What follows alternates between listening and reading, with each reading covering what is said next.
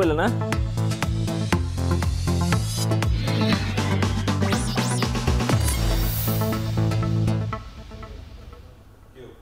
জাতীয় থেকে আন্তর্জাতিক, প্রান্তিক জনপদ থেকে নগর, চারপাশে এই মুহূর্তে যা যা ঘটছে তা সবকিছু নিয়ে আমাদের নিয়মিত আয়োজন এখন চারদিক। আপনাদের সঙ্গে আছি আমি নোমান আব্দুল্লাহ।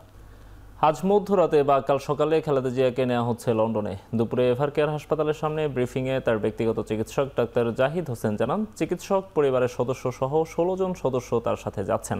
এদিকে বেগম জিয়াকে লন্ডনে নিতে এয়ার অ্যাম্বুলেন্স পাঠাচ্ছে কাতার সরকার। দুপুরে এভারকেয়ার হাসপাতালের সামনে ব্রিফিংয়ে বেগম জিয়ার চিকিৎসক ডাক্তার AZM জাহিদ হোসেন আরও জানান, বিশেষজ্ঞ চিকিৎসকদের পরামর্শ অনুসারে তাকে লন্ডনে নেওয়ার সিদ্ধান্ত নেওয়া হয়েছে।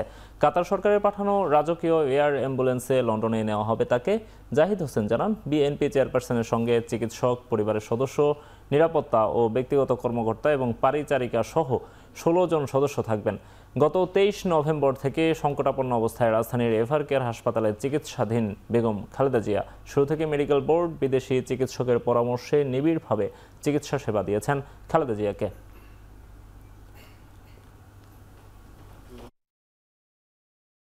সব কিছু ঠিক থাকে, আমরা কাতার রয়্যাল এয়ার অ্যাম্বুলেন্সের মাধ্যমে দেশনেত্রী বেগম খালেদা জিয়াকে আজকে এই মধ্যরাত্রির পরে অথবা আগামীকালকের সকালের ভিতর ইনশাআল্লাহ আমরা ওনাকে ইউকেতে অর্থাৎ লন্ডনে ওনাকে একটা নির্ধারিত হসপিটাল আমরা ঠিক করেছি, সেখানে আমরা ইনশাআল্লাহ ওনাকে নিয়ে যাব। বেগম খালেদা জিয়ার শারীরিক অবস্থার সবশেষ খবর জানাতে রাজধানীর এভারকেয়ার হাসপাতাল থেকে যুক্ত হচ্ছেন সহকর্মী শাহাদাত অভ্র। কাতারের এয়ার অ্যাম্বুলেন্স কখন আসতে পারে এ বিষয়ে কিছু জানা গেল কিনা, তাকে কি আগেরবারের মতোই লন্ডন ক্লিনিকে নেওয়া হচ্ছে কিনা জানাবেন আমাদের।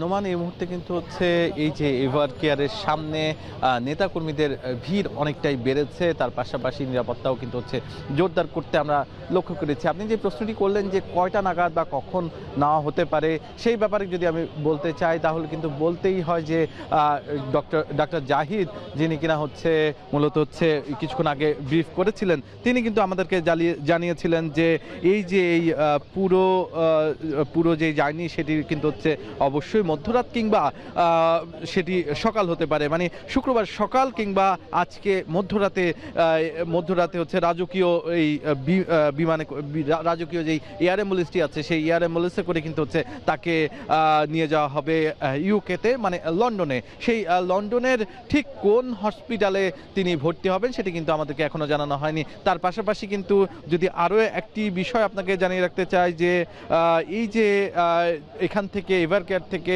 এয়ারপোর্ট পর্যন্ত নেওয়ার যে প্রক্রিয়া সেটির জন্য কিন্তু হচ্ছে SSF এবং বিমান বাহিনী নানাভাবে কিন্তু হচ্ছে তাদের কার্যক্রম চালাচ্ছে এবং সেটি যেন কোনো ধরনের সমস্যা না হয় তার জন্য কিন্তু 4টার পরপরই একটি মহড়া হওয়ার কথা রয়েছে।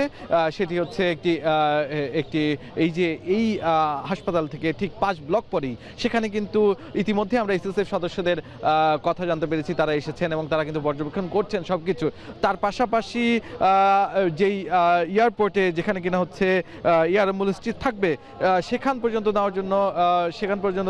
নেওয়ার জন্য কিন্তু একটি হেলিকপ্টার রাখা হয়েছে, সেটি কিন্তু আসবে এবং মধ্যরাত কিংবা সকাল নাগাদ এই যে স্কুল মাঠ যেটি আছে সেখানে রাখা হবে এবং এভারকেয়ার থেকে বেগম খালেদা জিয়াকে নিয়ে যাওয়া হবে সেই স্কুল মাঠে। সেই জায়গা থেকে তাকে নিয়ে যাওয়ার কথা রয়েছে বিমানবন্দরে এবং ঠিক সকাল নাগাদ উড্ডয়ন হতে পারে এয়ার অ্যাম্বুলেন্সটি লন্ডনের উদ্দেশ্যে। এবং এই পুরো যেই জার্নি আছে, এই জার্নিতে সফর সঙ্গী হবে 15 থেকে 16 জন। আমাদের হাতে 15 জনের আমরা একটি লিস্ট পেয়েছি, তবে আরও একজন যুক্ত হবার কথাও কিন্তু আমরা শুনতে পেয়েছি। তার পাশাপাশি যে বিষয়টি নোমান আপনাকে আমি বলতে চাই যে তার শারীরিক অবস্থা কিন্তু বলা চলে কিছুটা হলেও আগের থেকে ভালো, এই জায়গা থেকে যে তিনি কিন্তু যেই চিকিৎসক দল আছে তারা কিন্তু বলেছিল যে তার শারীরিকভাবে তিনি বিমানে যেতে পারবেন, বিদেশে যেতে পারবেন, এমন কন্ডিশন হলেই তাকে নিয়ে যাওয়া হবে বিদেশে। সেই ক্ষেত্রে কিন্তু এই যে এখন যেহেতু মেডিকেল বোর্ড সিদ্ধান্ত নিয়েছে, এই মেডিকেল বোর্ডের সিদ্ধান্তে যেহেতু বিদেশে নিয়ে যাওয়ার সিদ্ধান্ত হচ্ছে, সেহেতু বলাই চলে যে কিছুটা হলেও বেগম খালেদা জিয়ার শরীর কিন্তু ভালো এবং ডাক্তার জাহিদ কিন্তু আবার তাকে আগের রূপে মানে সুস্থ হবার কিন্তু আশা প্রকাশ করেছেন তার বক্তব্যে। এই ছিল আমার কাছে সর্বশেষ এভারকেয়ার থেকে। বেগম জিয়ার সবশেষ অবস্থা জানাচ্ছিলেন সহকর্মী শাহাদাত অভ্র। এবার চলে যাব আমাদের সহকর্মী আজহার লিমনের কাছে। তিনি বেগম জিয়ার চিকিৎসার জন্য লন্ডন যাত্রা নিয়ে পররাষ্ট্র মন্ত্রণালয়ের প্রস্তুতি সম্পর্কে আমাদেরকে বিস্তারিত জানাবেন। লিমন, বেগম জিয়ার লন্ডন যাওয়ার বিষয়ে কি তথ্য আছে আপনার কাছে?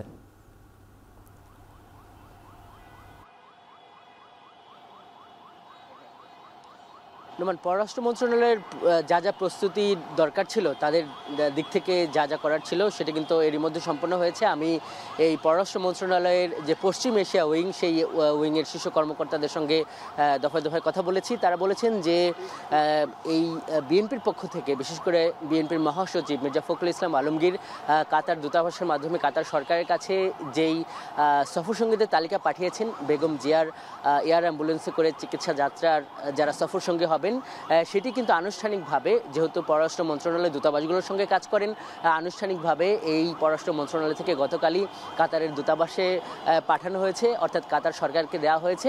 এবং তারা এটি নিয়ে যথাযথ আন্তরিকতা দেখানোর এবং এটি নিয়ে কাজ শুরু করার কারণে আজকে দুপুর 2টার দিকে তারা আরেকটি নোট ভার্বাল পাঠিয়েছেন ধন্যবাদ সূচক।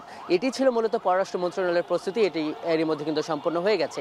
এখন যেটি যে এয়ার অ্যাম্বুলেন্সটি কখন পৌঁছবে এ বিষয়ে আমরা কাতার যে দূতাবাস, ঢাকাস্থ যে কাতার দূতাবাস, তাদের সঙ্গে বারবার যোগাযোগ করছি।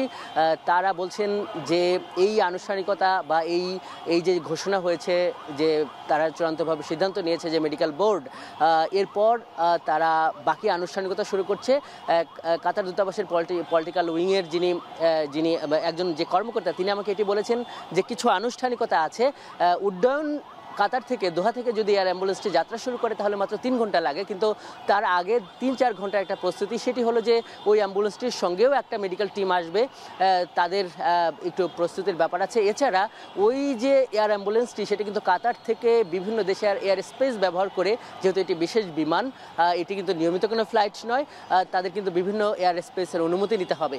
তো সেই অনুমতি নেবার কার্যক্রমটি এখন চলছে, যেটি কাতার দূতাবাস থেকে আমাকে জানানো হয়েছে। এবং এই অনুমোদনের কার্যক্রম সম্পন্ন হলেই বলা যায় যে আজ রাতেই এই কাতার থেকে, এই দোহা থেকে কাতার আমিরের যে রাজকীয় অ্যাম্বুলেন্সটি, যেটিতে করে বেগম জিয়া এর আগেও চিকিৎসার উদ্দেশ্যে একবার যুক্তরাজ্য গিয়েছিলেন, সেই অ্যাম্বুলেন্সটি কিন্তু, এয়ার অ্যাম্বুলেন্সটি কিন্তু এখানে পৌঁছবেন।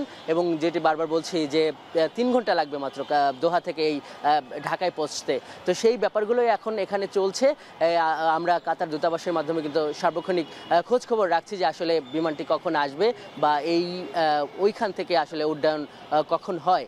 তো আমরা এটি আছে। আর যেটি আমাদের সহকর্মীরাও জানাচ্ছিলেন যে মোটামুটি 17 সদস্যের একটি সফর সঙ্গী আমরা দেখছি বেগম জিয়ার, যারা সফর সঙ্গী হবেন এয়ার অ্যাম্বুলেন্সে। এর মধ্যে কিন্তু এসএসএফের 2জন সদস্য যেমন আছেন, ডাক্তার জাহেদ, যিনি বেগম জিয়ার চিকিৎসক, এবং একই সঙ্গে বিএনপি নেতা, তিনি সহ 8 জন চিকিৎসক আছেন, 2 জন গৃহ পরিচারিকা আছেন, রাজনৈতিক 2 জন কর্মকর্তা আছেন। এভাবে এই তালিকাটিও কিন্তু এই কাতার দূতাবাসে বা কাতার সরকারের কাছে হস্তান্তর করেছে বা পাঠিয়েছে এই পররাষ্ট্র মন্ত্রণালয়। এই ছিল পররাষ্ট্র মন্ত্রণালয় থেকে আমার কাছে থাকা সবশেষ নোমান। বেগম জিয়ার লন্ডন যাত্রার প্রস্তুতি সম্পর্কে জানাচ্ছিলেন আমাদের সহকর্মী আজহার লিমন। চলে যাচ্ছে পরের খবরে। বেগম খালেদা জিয়া এখন দল মতের ঊর্ধ্বে এক জাতীয় প্রতীক। দেশের গণতন্ত্র রক্ষায় তার সুস্থতা জরুরি বলে মন্তব্য করেছেন বিএনপির ভাইস চেয়ারম্যান শামসুজ্জামান দুদু।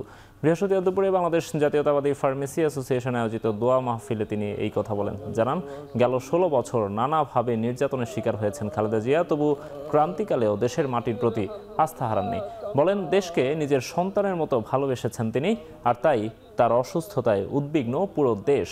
দেশের এই সংকটময় সময়ে হাল ধরার প্রার্থনায় বিএনপি চেয়ারপারসনের সুস্থতার জন্য দেশবাসীর উদ্দেশ্যে দোয়ার আহ্বান জানান শামসুজ্জামান দুদু। বাংলাদেশের প্রতিটি সংকটে তিনি মানুষের পাশে এসে দাঁড়িয়েছেন। যখন বিএনপির নেতৃত্ব শূন্য পর্যায়ে ছিল, শহীদ জিয়া রহমানের শাহাদত বার্ষিকীর পরে সাত্তার সাহেব বা শাহজাহান সাহেবের দিয়ে বিএনপি এগোচ্ছিল না, তখনই তিনি কিন্তু বিএনপির হাল ধরেছিলেন মানুষের অনুরোধে, নেতাকর্মীদের অনুরোধে। নেত্রী এখন সবকিছু ঊর্ধ্বে চলে গেছে, দল মত নির্বিশেষে সবাই তার সুস্থতা, তার জন্য দোয়া করছে। আরও ৩৬টি আসনে মনোনয়ন ঘোষণা করেছে বিএনপি। গুলশানে চেয়ারপারসনের কার্যালয়ে জরুরি সংবাদ সম্মেলনে দলটির মহাসচিব মির্জা ফখরুল ইসলাম আলমগীর জানান, ঢাকা 10-এ রবিউল আলম, হবিগঞ্জ 1-এ রেজা কিবরিয়া ও চট্টগ্রাম 6-এ মনোনয়ন পেয়েছেন গিয়াসউদ্দিন কাদের চৌধুরী। নির্বাচনের জন্য আমাদের দলের পক্ষ থেকে আমরা আমাদের মনোনয়নের 237টি আমরা আসনে প্রার্থী ঘোষণা করেছিলাম। আরও 36টি আসনে আমরা আপনার নাম ঘোষণা করছি এবং আরও অনেকগুলো থেকে যাচ্ছে, বোধহয় 20-25টার মতো থেকে যাবে, 24টার মতো। সেগুলো হচ্ছে আপনার আমাদের যে অ্যালায়েন্সের সঙ্গে যারা আছেন তাদেরগুলো, এবং আমাদের 2-1টা আপনার ডিসিশন হবে, সেগুলো আমরা আরও পরে ঘোষণা করব। দেশ গড়ার পরিকল্পনা সামনে রেখে ধারাবাহিক কর্মসূচি ঘোষণা করেছে বিএনপি। আগামী 7 ডিসেম্বর থেকে শুরু হচ্ছে এই কর্মসূচি। সকালে নয়াপল্টনে জরুরি সংবাদ সম্মেলনে এই ঘোষণা দেন দেশ গড়ার কমিটির আহ্বায়ক অ্যাডভোকেট রুহুল কবির রিজভী। এদিকে আগের মতোই খালেদা জিয়ার চিকিৎসা চলছে বলে জানিয়েছেন তিনি। যখন ওনার ফিরে আসার ঠিক সেই সময় তিনি ফিরে আসবেন। তিনি জনগণের নেতা, জনগণের সুখ দুঃখ এবং সংকটে তিনি তাদের পাশে থেকেছেন, ঠিক সময় আসবেন। আগামীকাল শুক্রবার প্রতিটি মসজিদে, দেশের প্রতিটি মসজিদে, মন্দিরে এবং অন্যান্য ধর্ম সম্প্রদায়ের উপাসনালয়ে তার আরোগ্য কামনায় অন্যান্য সম্প্রদায়, ধর্মীয় সম্প্রদায়, হিন্দু, বৌদ্ধ, খ্রিস্টান, তারা প্রার্থনা করবেন। আসন্ন নির্বাচনে পুলিশ কর্মকর্তাদেরকে এমনভাবে দায়িত্ব পালন করতে হবে যেন ইতিহাসে দৃষ্টান্ত স্থাপন করতে পারে, এমন নির্দেশনা দিয়েছেন প্রধান উপদেষ্টা ডক্টর মোহাম্মদ ইউনূস। তেজগাঁওয়ে প্রধান উপদেষ্টার কার্যালয়ে 64 জেলার পুলিশ সুপার সহ ঊর্ধ্বতন কর্মকর্তাদের সাথে বৈঠকে এই নির্দেশনা দেন তিনি। অতীতের কিছু নির্বাচনের কথা মনে চট করে আসে, তোমরাও দেখেছো সেই নির্বাচনগুলো। কেউ প্রহসনের নির্বাচন বলে, প্রতারণার নির্বাচন বলে, তামাশার নির্বাচন বলে। এগুলো হলো তাদের বিশেষণ। সেখান থেকে আমাদের চলে যেতে হবে বহু উপরে। কাজে এই দূরত্বটুকু আমাদেরকে অতিক্রম করতে হবে, যে লোকে মনে যেন জানে এই পরিবর্তন সম্ভব এবং তোমাদের মাধ্যমেই সেই পরিবর্তন হবে। কাজে এই দৈবচয়নের মাধ্যমে যারা নির্বাচিত হলো তোমরা, তারা একটা ঐতিহাসিক দায়িত্ব পালন করার জন্য, সাধারণ দায়িত্ব পালন করার জন্য। সাধারণ দায়িত্ব সবসময় এই দিক থেকে এখানে যাওয়া সব হবে, কিন্তু একটা ঐতিহাসিক দায়িত্ব পালন, এটা ইতিহাসে যেন স্মরণ করে। ত্রয়োদশ জাতীয় সংসদ নির্বাচন এবং গণভোটের তফসিলের বিষয়ে আলোচনা করতে রাষ্ট্রপতির কাছে সময় চেয়েছে নির্বাচন কমিশন। রাষ্ট্রপতি সময় দিলে বঙ্গভবনে যাবেন প্রধান কমিশনার সহ অন্য 4 নির্বাচন কমিশনার। বৃহস্পতিবার এই সংক্রান্ত একটি চিঠি বঙ্গভবন পাঠায় ইসি। রেওয়াজ অনুযায়ী তফসিল ঘোষণার আগে রাষ্ট্রপতির সাথে সৌজন্য সাক্ষাৎ করে নির্বাচন কমিশন। এই সাক্ষাতে ভোটের সামগ্রিক প্রস্তুতি সম্পর্কে রাষ্ট্রপতিকে অবহিত করা হয়। পাশাপাশি তফসিল এবং ভোট গ্রহণের তারিখ নিয়ে আলোচনা হয় রাষ্ট্রপতির সাথে। ভোট গ্রহণের জন্য নির্বাচন কমিশনের পক্ষ থেকে কয়েকটি তারিখ প্রস্তাব করা হয়। সেখান থেকে বাছাই করে যে কোনো একটি নির্দিষ্ট তারিখে ভোট গ্রহণের লক্ষ্যে তফসিল ঘোষণার অনুমতি দেবেন রাষ্ট্রপতি। নির্বাচন কমিশনের পূর্ব ঘোষণা অনুযায়ী এ মাসের 2য় সপ্তাহে তফসিল এবং আগামী বছরের ফেব্রুয়ারির 2য় সপ্তাহে অনুষ্ঠিত হবে ত্রয়োদশ সংসদ নির্বাচন এবং গণভোট।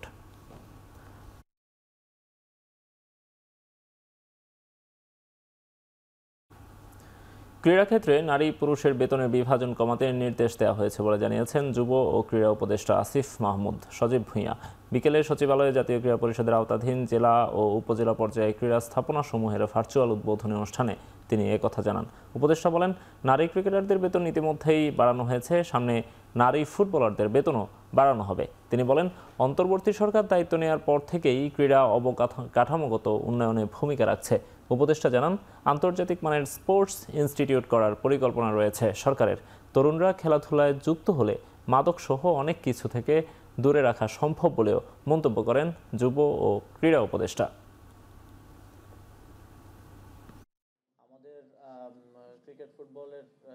ক্রিকেট বোর্ড নারী ক্রিকেটারদের ভাতা এবং ট্যুর ফি পুরুষ ক্রিকেটারদের সমান করেছে এবং সম্ভবত 35% বেতন বৃদ্ধি করেছে নারী ক্রিকেটারদের, এবং একই সাথে বাফুফেকেও আমরা আমাদের পক্ষ থেকে পরামর্শ দিয়েছি যে নারী ফুটবলারদের স্যালারি বৃদ্ধি করার জন্য আমরা আমাদের দিক থেকে বলেছি যে অন্তত সেটা দ্বিগুণ হওয়া উচিত। বর্তমান যেই স্যালারি আছে সেটা যদি প্রত্যক্ষ করা হয় সেদিক থেকে, এবং এটার জন্য বাফুফেকে আমরা আর্থিক সহযোগিতা দেওয়ারও উদ্যোগ গ্রহণ করেছি।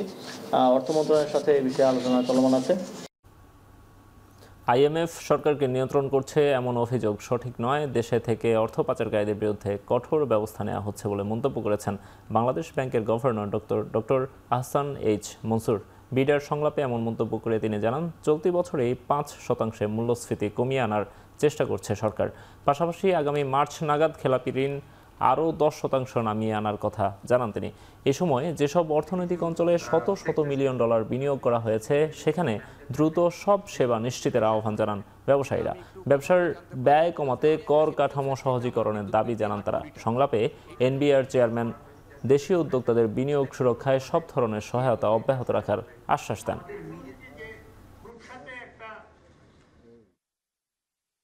কর্পোরেট ট্যাক্স রেট 50% থেকে কমাতে 20% করে ফেলছি কিছু কিছু জায়গায়, কিন্তু ইফেক্টিভ রেট অনেক বেশি হয়, কারণ প্রচুর হিডেন আইন কারণ আছে যেগুলো কারণে ডিসঅ্যাডভান্স হয় অনেক বেশি। সেটাও আমরা চেষ্টা করেছি যে এগুলো ধীরে ধীরে কমানোর জন্য। এটা কিন্তু আমরা গত বছর অনেকটুকু অ্যাডজাস্ট করেছি। আইএমএফ যদি গাইডেড হতো তাহলে আমরা এক্সচেঞ্জ রেটকে লিবারালাইজ করে দিতাম গত সেপ্টেম্বর অক্টোবর মাসে, যখন তারা এসেছিল চাপ দিচ্ছিল। আমরা কিন্তু বলেছি তো আমরা টাকা এখন নেব না, যখন আমরা রেডি হব এক্সচেঞ্জ রেট লিবারালাইজ করব, দেন উইল সাইন। জুলাই আগস্টের গণ অভ্যুত্থানে ইন্টারনেট বন্ধ করে গণহত্যার অভিযোগ আমলে নিয়ে সাবেক প্রধানমন্ত্রীর উপদেষ্টা সজীব ওয়াজেদ জয়ের বিরুদ্ধে গ্রেপ্তারি পরোয়ানা জারি করেছেন আন্তর্জাতিক অপরাধ ট্রাইব্যুনাল। বৃহস্পতিবার ট্রাইব্যুনাল 1-এর বিচারপতি মোহাম্মদ গোলাম মুর্তজা মজুমদার নেতৃত্বাধীন বিচারিক প্যানেল এই আদেশ দেন। এছাড়া জুনায়েদ আহমেদ পলকের বিরুদ্ধেও অভিযোগ আমলে নিয়েছে আদালত। এদিন সালমান এফ রহমান ও আনিসুল হকের বিরুদ্ধে আনুষ্ঠানিক অভিযোগ দাখিল করা হয়। 10 ডিসেম্বর তাদেরও আদালতে হাজির করতে হবে। এছাড়া গণ অভ্যুত্থানে রাজধানীর রামপুরায় 28 জনকে হত্যার ঘটনায় মানবতা বিরোধী অপরাধের মামলায় বিজিবির কর্মকর্তা লেফটেন্যান্ট কর্নেল রেদওয়ানুল ইসলাম সহ 4 জনের বিরুদ্ধে আনুষ্ঠানিক অভিযোগ গঠনের উপর শুনানি করছেন আন্তর্জাতিক অপরাধ ট্রাইব্যুনাল। এজন্য লেফটেন্যান্ট কর্নেল রেদওয়ানুল ইসলাম সহ 2 আসামিকে ঢাকা সেনানিবাসের বিশেষ কারাগার থেকে প্রিজন ভ্যানে করে কড়া নিরাপত্তার মধ্য দিয়ে ট্রাইব্যুনালে আনা হয়। বাংলাদেশ জামায়াতে ইসলামীর আমির ডাক্তার শফিকুর রহমানের সঙ্গে সৌজন্য সাক্ষাৎ করেছেন ঢাকায় বিদায়ী British high commissioner Sarah Cook. সকালে জামায়াতে ইসলামীর আমিরের বসুন্ধরার কার্যালয়ে এই সৌজন্য সাক্ষাৎ অনুষ্ঠিত হয়। এতে আরও উপস্থিত ছিলেন হাই কমিশনের head of political mister Timothy Duckett. জামায়াতের কেন্দ্রীয় প্রচার বিভাগের সিনিয়র প্রচার সহকারী মুজিবুল আলম জানান, অত্যন্ত হৃদ্যতা ও সৌহার্দ্যপূর্ণ পরিবেশে অনুষ্ঠিত এই বৈঠকে তারা বাংলাদেশের বিরাজমান বিভিন্ন বিষয়ে খোলামেলা আলোচনা করেন। ভবিষ্যতে বাংলাদেশ ও যুক্তরাজ্যের দ্বিপক্ষীয় সম্পর্ক আরও জোরদার করা হবে বলে প্রত্যয় ব্যক্ত করা হয়। এ সময় জামায়াত আমির ডাক্তার শফিকুর রহমানের আসন্ন ইউকে সফরের বিষয়টিও স্থান পায়। উল্লেখ্য, সফরে জামায়াত আমিরের সঙ্গে ব্রিটিশ সরকারের এক মন্ত্রীর বৈঠক হওয়ার কথা রয়েছে।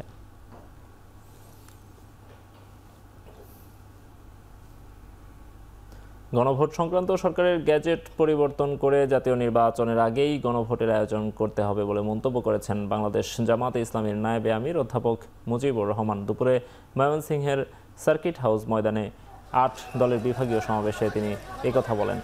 সকাল থেকেই দলীয় প্রার্থীর ছবি আর প্রতীকের ব্যানার পোস্টার হাতে মিছিল নিয়ে সার্কিট হাউস মাঠের সমাবেশে যোগ দেন ময়মনসিংহ বিভাগের 4 জেলা জামাত, খেলাফত মজলিস, ইসলামী আন্দোলন সহ 8 দলের নেতাকর্মীরা। সমাবেশে লেভেল প্লেয়িং ফিল্ড সহ দ্রুত জুলাই গণ অভ্যুত্থানে ছাত্র জনতার হত্যাকারীদের বিচার নিশ্চিতের দাবিও জানান বক্তারা।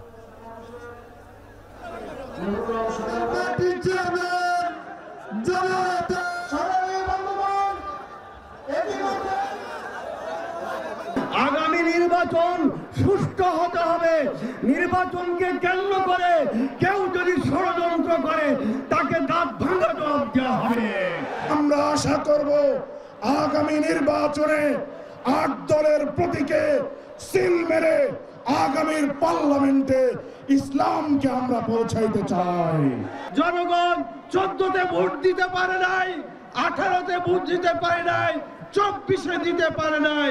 জনগণের আগ্রহ একটা সুন্দর সুষ্ঠু একটা নির্বাচন এই দেশে হবে। গণভোট দিতে হবে, তো গণভোট মানে তো পাবলিকের ভোট, কথা ঠিক কিনা বলেন? এই পাবলিককে ভয় করে যে তারা কি গণতন্ত্র বিশ্বাস করে, সেজন্য গণভোট তাদেরকে মানতে হবে। আর গণভোটটা হতে হবে জাতীয় সংসদ নির্বাচনের আগে। দেশের সবচেয়ে মজবুত আরএফএল ল্যাডার, যা 6061 গ্রেড অ্যালুমিনিয়ামে তৈরি। শক্তিশালী এমএস ক্রসবার নিশ্চিত করে সর্বোচ্চ নিরাপত্তা। RFL ladder. 10ম গ্রেড বাস্তবায়নের দাবিতে দ্বিতীয় দিনের মতো অর্থবেলা কর্মবিরতি পালন করেছেন সরকারি হাসপাতালের মেডিকেল টেকনোলজিস্ট ও ফার্মাসিস্টরা। এতে সকাল থেকে দুর্ভোগে পড়েন হাসপাতালে আসা সেবা প্রত্যাশীরা। কর্মবিরতির কারণে সকাল থেকে চট্টগ্রাম মেডিকেল কলেজ হাসপাতালে ব্যাহত হয় চিকিৎসা সেবা, বন্ধ হয়ে যায় বিভিন্ন টেস্টের কার্যক্রম। কাউন্টারগুলোতে রোগী নিয়ে দীর্ঘ সময় অপেক্ষা করতে দেখা যায় স্বজনদের। জরুরি হওয়ায় অনেকে চলে যান প্রাইভেট হাসপাতালে। বরিশালের শেরি বাংলা মেডিকেল কলেজ হাসপাতাল সহ দেশের সব সরকারি হাসপাতাল ও চিকিৎসা কেন্দ্রগুলোর চিত্র অনেকটাই অভিন্ন। ফেনী, ফরিদপুর ও হিলি সহ সারা দেশে 10ম গ্রেড বাস্তবায়নের দাবিতে অর্ধবেলা কর্মবিরতি পালন করেন মেডিকেল টেকনোলজিস্ট ও ফার্মাসিস্টরা। অবিলম্বে দাবি মানা না হলে কঠোর আন্দোলনের হুঁশিয়ারি দেন আন্দোলনরতরা।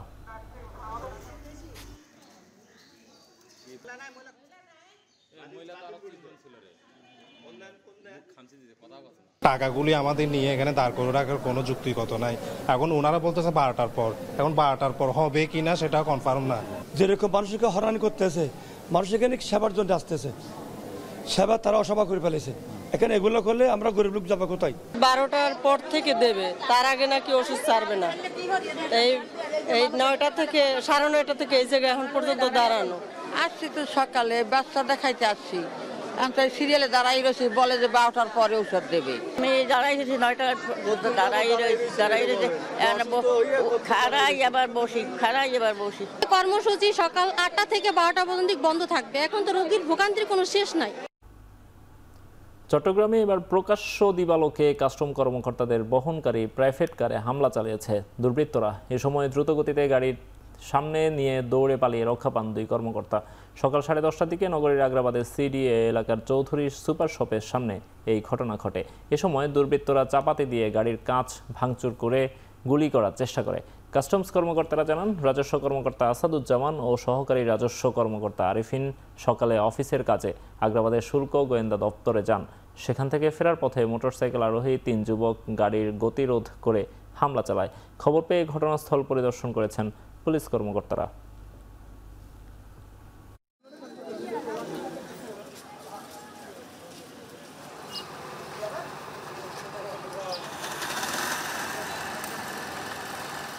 মোহাম্মদ আসাদুজ্জামান, উনি রাজস্ব কর্মকর্তা এআইআর কাস্টমার চট্টগ্রাম। উনি এসেছিলেন আমাদের এখানে কাস্টমস গোয়েন্দা অফিসে সকালে। ওখান থেকে তাকে হামলা করা হয় অর্থে তার গাড়িতে লাথি মেরে করা হয়, গ্লাস ভেঙে ফেলা হয় এবং মোটরসাইকেলে আরোহী যারা ছিলেন তারা গুলিকর বলে শব্দ বলেন এবং তারা তখন দ্রুত গাড়ি টান দিয়ে পালিয়ে যান। বিস্তারিত অনুসন্ধানের মধ্যে আমরা তুলে যাব। এখন মামলা হয়নি, মামলা যদি ওনারা রুজু করে আমরা মামলা নিব, অথবা আমাদের পক্ষ থেকে আমরা একটা মামলা রুজু করব। লালমনিরহাটের পাটগ্রাম উপজেলার শমশেরনগর সীমান্তে ভারতীয় সীমান্তরক্ষী বাহিনী বিএসএফের গুলিতে এক বাংলাদেশি নিহত হয়েছেন। ভোরে শমশেরনগর সীমান্তের সীমানা পিলারের কাছাকাছি এই ঘটনা ঘটে। স্থানীয় সূত্রে জানা যায়, কয়েকজন বাংলাদেশি নাগরিক ভারতীয় গরু আনার জন্য সীমান্তের কাছাকাছি শূন্যরেখায় প্রবেশ করেন। এ সময় সীমান্তে দায়িত্বরত ভারতীয় চেনাকাটা ক্যাম্পের বিএসএফ সদস্যরা তাদের লক্ষ্য করে কয়েক রাউন্ড গুলি ছোড়ে। এতে ঘটনাস্থলে গুলিবিদ্ধ হয়ে নিহত হন সবুজ মিয়া। নিহত সবুজ পাটগ্রাম উপজেলার জগৎবের ইউনিয়নের 5 পচা ভান্ডার গ্রামের বাসিন্দা। এই ঘটনায় বিজিবি বিএসএফ এর কোম্পানি কমান্ডার পর্যায়ে পতাকা বৈঠকের আহ্বান করা হয়। কিভাবে সম্ভব কম খরচ দিয়ে?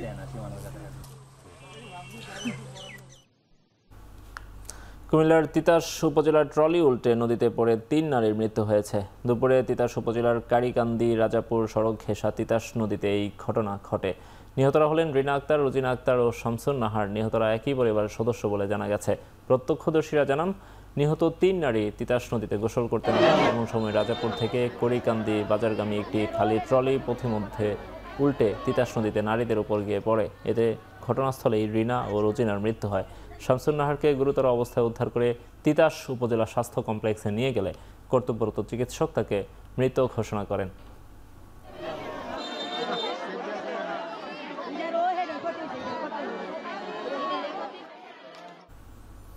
দেশের সবচেয়ে পুরাতন সিলেট কৈলাসটিলা গ্যাস ফিল্ডের 1 নম্বর কূপের ওয়ার্কওভার শেষে প্রাপ্ত গ্যাস থেকে জাতীয় সঞ্চালন লাইনে যুক্ত করেছে সিলেট গ্যাস ফিল্ড লিমিটেড। দুপুরে জাতীয় সঞ্চালন লাইনে গ্যাস সংযুক্ত করা হয়েছে বলে জানিয়েছেন সিলেট গ্যাস ফিল্ড লিমিটেডের ব্যবস্থাপনা পরিচালক প্রকৌশলী আব্দুল জলিল। 6 বছর ধরে কূপটির উৎপাদন বন্ধ থাকলেও নতুন করে চলতি বছরের 12ই আগস্ট ওয়ার্কওভারের কাজ শুরু করে সিলেট গ্যাস ফিল্ড লিমিটেড। 3 মাসের কর্মযজ্ঞ শেষে গত 20 নভেম্বর খনন সম্পন্ন হয়। সকল প্রক্রিয়া শেষে আজ এই কূপ থেকে গ্যাস যুক্ত হয় জাতীয় গ্রিডে। এখান থেকে প্রতিদিন 5 ঘনফুট গ্যাস গ্রিডে যুক্ত হবে। পাশাপাশি দৈনিক উপজাত কনডেনসেট হিসেবে মিলবে 35 ব্যারেল জ্বালানি তেল।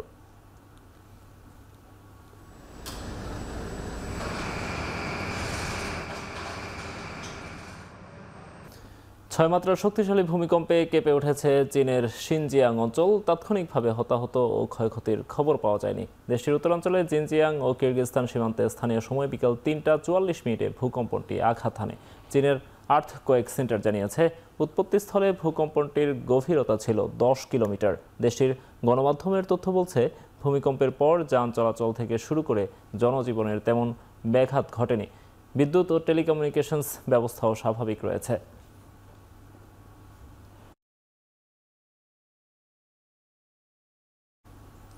প্রায় 50 দিন বন্ধ থাকার পর আফগানিস্তানের সঙ্গে থাকা সীমান্ত ক্রসিং আংশিক খুলে দিয়েছে পাকিস্তান। জাতিসংঘের মানবিক পণ্য পরিবহন নিশ্চিতে তোরখাম জামান সীমান্ত ক্রসিং পুনরায় খুলে দিল ইসলামাবাদ। বিষয়টি নিশ্চিত করেছেন পাকিস্তানের পররাষ্ট্র মন্ত্রণালয়ের মুখপাত্র তাহির হোসেন আন্দ্রাবি। আফগান জনগণের সাথে পাকিস্তানের কোনো সমস্যা নেই বলে উল্লেখ করেছেন তিনি। তবে দুদেশের মধ্যে বাণিজ্য এখনও স্থগিত রয়েছে কিনা সে বিষয়ে স্পষ্ট কোনো বার্তা দেননি তিনি। সীমান্ত বাণিজ্য দীর্ঘস্থায়ীভাবে স্থগিতের পর আফগানিস্তানে খাদ্য সরবরাহ এবং ওষুধের ক্রমবর্ধমান ঘাটতির মধ্যে মানবিক কারণে সীমান্ত খুলে দিল Pakistan. For more than a month, thousands of trucks have remained stranded. There is no clear indication. মস্কোর তেল কেনা বন্ধে ওয়াশিংটনের অব্যাহত চাপের মধ্যেই 2 দিনের সফরে বৃহস্পতিবার সন্ধ্যায় ভারতে পা রাখছেন রুশ প্রেসিডেন্ট ভ্লাদিমির পুতিন। 4 বছর পর ভারতে যাচ্ছেন রুশ প্রেসিডেন্ট। ভারত রাশিয়ার 23তম বার্ষিক সম্মেলনে যোগ দেবেন তিনি। আলোচনা হবে দুই দেশের প্রতিরক্ষা ও বাণিজ্য সম্পর্ক নিয়ে। মোদির বাসভবনে রাতে ডিনারে যোগ দিচ্ছেন পুতিন। পরদিন শুক্রবার রাষ্ট্রপতি ভবনে সাক্ষাৎ করবেন দ্রৌপদী মুর্মুর সঙ্গে। ঘনিষ্ঠ মিত্র রুশ প্রেসিডেন্টকে স্বাগত জানাতে সব আয়োজন সেরে রেখেছে মোদি সরকার। 5 স্তরের নিরাপত্তার চাদরে ঢেকে ফেলা হয়েছে পুরো দিল্লি। নিরাপত্তায় কাজ করছে ভারত ও রাশিয়ার বিশেষ টিম। পুতিনের দিল্লি সফর ভারত যুক্তরাষ্ট্রের সম্পর্কে প্রভাব ফেলবে বলে মত বিশেষজ্ঞদের।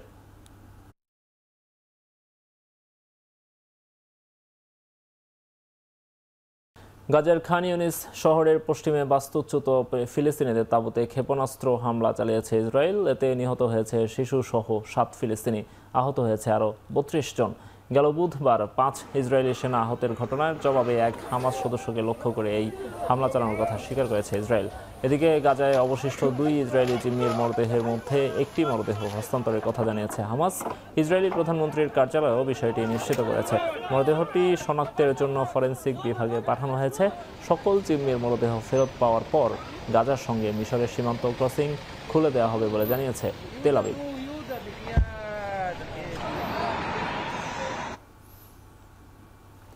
প্রধান নির্বাচন কমিশনের সঙ্গে কিছুক্ষণ আগে বৈঠক করেছে বিএনপির প্রতিনিধি দল। এখন বৈঠক শেষে ব্রিফিং চলছে, সরাসরি চলে যাচ্ছে সেখানে। দেওয়া আরও বেশি সময় লাগার কথা, কিন্তু আমরা দেখলাম যে নির্বাচন কমিশন একটা প্রস্তাব করেছে যে ভোট কেন্দ্রে প্রত্যেকটা বুথে ভোটারের সংখ্যা এটা বেশি হয়ে যাচ্ছে। তো এই বিষয়টা আমরা নির্বাচন কমিশনের নজরে নিয়ে এসেছি যে আমরা চাই যে সব ভোটার যেন ভোট দিতে পারে, কেউ যেন ভোটের অধিকার থেকে সুযোগ থেকে বঞ্চিত না হয়। কিন্তু যেখানে একটা ভোট দেওয়ার জন্য যে পরিমাণ ভোটার ছিল একটা বুথে, আপনারা এই সংখ্যাটা অনেক বাড়িয়ে দিয়েছেন। অথচ ভোট হবে একটা ব্যালটে না, 2টা ব্যালট। এটা কি করে সম্ভব? মানে এটা অনেক লোক তো ভোট দিতে পারবে না।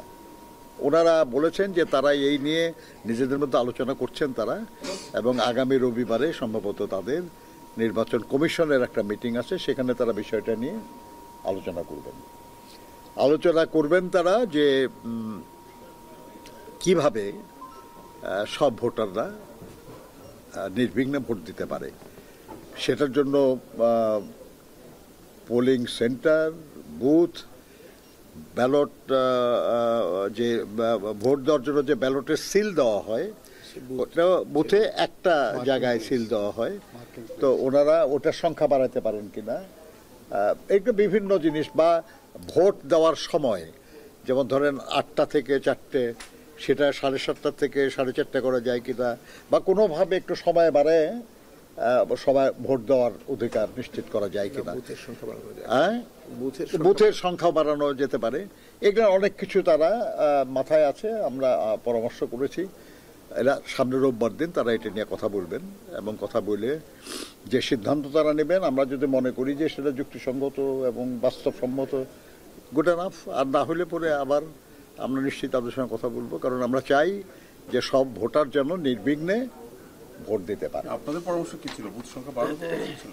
বিভিন্ন পরামর্শ আর কি, এটা তো একটা পরামর্শ না, একাধিক পরামর্শ। কারণ পয়েন্টটা হলো যাতে সবাই ভোট দিতে পারে। কিভাবে পারবে আর কি, যেমন ধরেন সময় বাড়ানোরও তো একটা প্রস্তাব আছে কারো পোলিং বুথ বাড়ানোর প্রস্তাব আছে, কারো ব্যালট বাক্স বাড়ানোর প্রস্তাব হতে পারে, মার্কিং প্লেস আপনার মানে সংখ্যা বাড়ানো যেতে পারে, যাতে করে তাড়াতাড়ি হয় আর কি। তো এগুলো না হলে একটা পয়েন্ট আর কি। দ্বিতীয় যেটা আমরা আপনারা খেয়াল করেছেন যে পত্রপত্রিকা আসছিল যে আমাদের যে ব্যালট পেপার ছাপা হয়, এটা নর্মালি সরকারি প্রিন্টিং প্রেসে ছাপা হয়, 3টা প্রেস আর কি, 3টা প্রেসে ছাপা হয় আর কি। এবার আমরা শুনতে পাচ্ছিলাম যে এর বাইরেও কোথাও ছাপানোর চিন্তা ভাবনা আছে আর কি। আমরা প্রধান নির্বাচন কমিশনের সঙ্গে বৈঠক শেষে ব্রিফ করছিলেন বিএনপির স্থায়ী কমিটির সদস্য নজরুল ইসলাম খান। এতক্ষণ ছিলাম সেখানে। জুনিয়র হকি বিশ্বকাপে 17 থেকে 25তম স্থান নির্ধারণী কোয়ার্টার ফাইনালে ওমানের বিপক্ষে 13-0 গোলে জিতেছে বাংলাদেশ। আসরে অংশ নিয়ে এই প্রথমবারই জয় পেল বাংলাদেশের যুবারা। ভারতের মাদুরাই আন্তর্জাতিক হকি স্টেডিয়ামে একের পর এক গোল উদযাপনে মাতে বাংলাদেশ। এদিন 5 গোল করেছেন আমিরুল ইসলাম। দলের হয়ে হ্যাট্রিক করেন রাকিবুল হাসান, আর জোড়া গোল করেন মোহাম্মদ আবদুল্লাহ এবং মোহাম্মদ সাজু। প্রথম ম্যাচে ওমানকে হারিয়ে স্থান নির্ধারণী সেমিফাইনাল নিশ্চিত করেছে বাংলাদেশ। এর আগে লাল সবুজের প্রতিনিধিরা গ্রুপ পর্বে অস্ট্রেলিয়ার কাছে 5-3 গোলে হেরেছে দেশের যুবারা। অন্য ম্যাচে ফ্রান্সের বিপক্ষে 3-2 গোলে হেরেছে সিগফ্রিড আইকম্যানের দল। দক্ষিণ কোরিয়ার সঙ্গে 3-3 গোলে ড্র করে আমিরুল। তাতে বাংলাদেশের মতো ওমানও প্রথমবারের মতো জুনিয়র হকি বিশ্বকাপে অংশ নিয়ে গ্রুপে একটি ম্যাচও জিততে পারেনি।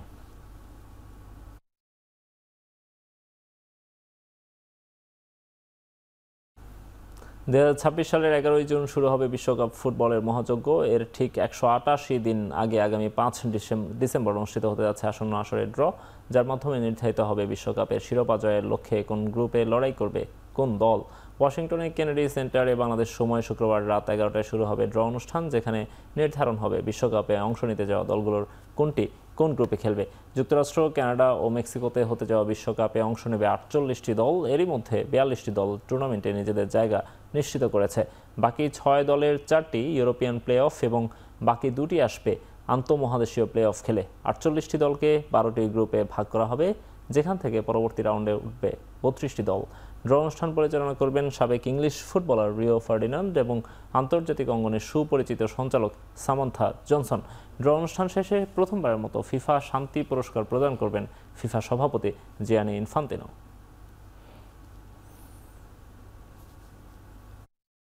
শেষ করছি এখন চারদিক। এখন টেলিভিশন ওয়েবসাইটে দেখতে ভিজিট করুন www.ekhon.tv। এছাড়া ফেসবুকে দেখুন facebook.com/tv.ekhon। ইউটিউবে এখন টেলিভিশন দেখতে ভিজিট করুন youtube.com/c/ekhon tv তে।